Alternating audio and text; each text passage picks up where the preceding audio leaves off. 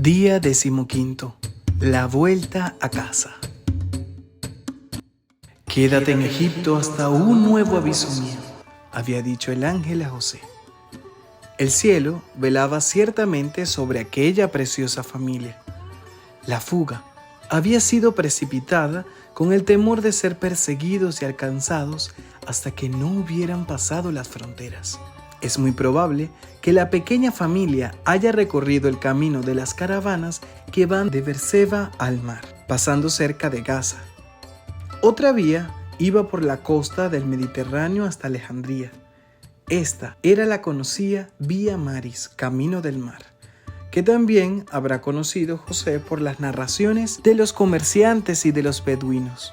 Un recorrido de cerca de 400 kilómetros que habrá requerido unos 20 días de camino. ¿Dónde habrán fijado su morada? Las tradiciones, aunque tardías, del siglo IV en adelante, son bastante unánimes en señalar la residencia de la Sagrada Familia en las cercanías del Cairo, probablemente junto a un grupo de familias hebreas, lo cual no era difícil encontrar en Egipto. A pocos kilómetros del Cairo, en una localidad llamada Matarie, se conserva cercado un sicomoro multisecular conocido como el Árbol de la Virgen. Pero no sabemos nada preciso, sino el hecho de que su permanencia en Egipto se prolongó hasta nuevo aviso. Se habrán establecido lo mejor posible dentro de la precariedad de los exiliados, de los provisionales, que viven sostenidos por la esperanza de poder volver pronto a su tierra.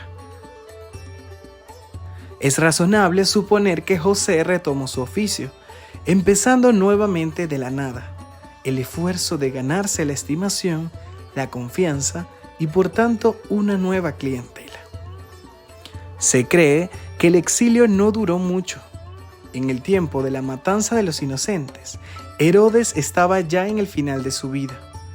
Nuevamente un ángel, y otra vez en sueños, le avisa a José: levántate, toma contigo al niño y a su madre, vuelve a la tierra de Israel, han muerto los que trataban de matar al niño. Por fin el anuncio anhelado para poder regresar a la patria. No solo ha muerto Herodes, sino los que. Quizá el ángel quiso garantizar totalmente a José que ya no quedaba ninguno que pudiera atentar contra la vida de Jesús. O tal vez quiso repetir las palabras que dijo Dios a Moisés cuando huyó de Egipto para salvarse del faraón: han muerto los que tramaban contra tu vida. Y entonces la pequeña familia de nuevo se pone en camino, recorriendo más o menos el itinerario del viaje de ida con un ánimo bien distinto. Ya no había ningún peligro y no se iba hacia algo desconocido, hacia un país extranjero, sino que se volvía a la propia tierra, al propio pueblo, a los parientes y amigos. A lo largo del viaje, antes de llegar a Belén, a donde había pensado regresar, José se entera por los compañeros de viaje de las noticias acerca de la situación que iba a encontrar. Herodes había hecho un testamento ratificado por los romanos en el cual dejaba la Palestina dividida entre sus dos hijos. Judea y Samaria pasaban bajo el dominio de Arquelao, Galilea y Perea bajo Herodes Antipas. Esto era un verdadero problema, porque entonces Belén de Judea era gobernada por Arquelao, que era uno de los peores hijos de Herodes. No había heredado del padre la grandeza, sino la crueldad y las costumbres disolutas, tanto que después Augusto lo depondrá y lo forzará al destierro en Galia, en el año 6 después de Cristo, a causa de sus vicios y matanzas. Con razón, José tiene un momento de vacilación para regresar a un lugar donde reina un hombre tan perverso. Una vez más, en sueños, un ángel le confirma la validez de sus temores, por lo cual decide regresar a Nazaret, a la tierra natal. Llegados allí, podemos imaginar la acogida festiva de los parientes y amigos. Aquí también es de notar una particularidad de los hebreos.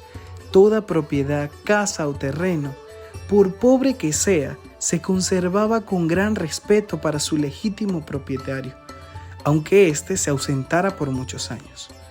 Podemos pensar en la alegría de volver a la propia casita, por modesta que fuera.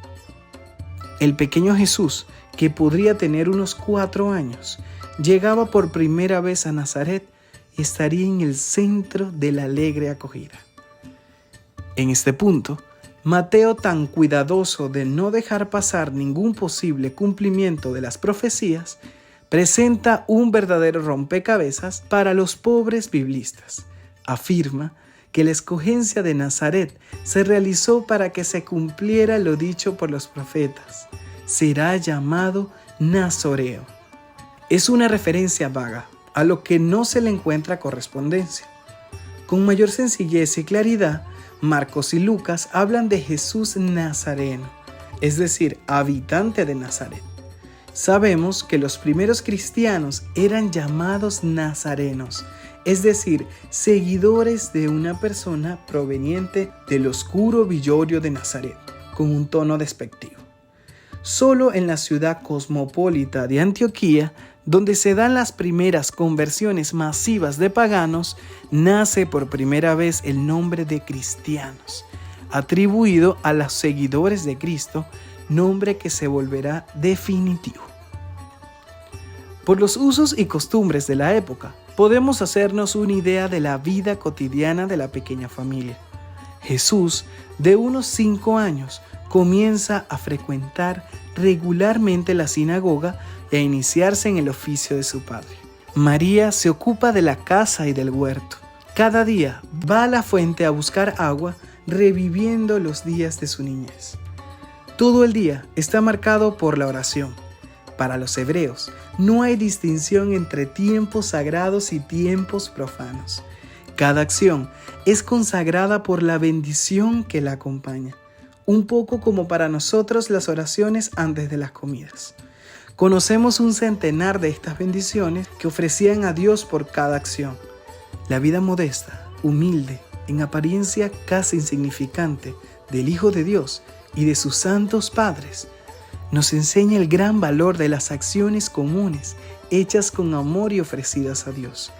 La santidad no está en hacer cosas grandes y extraordinarias, sino en vivir santamente las ocupaciones de cada día.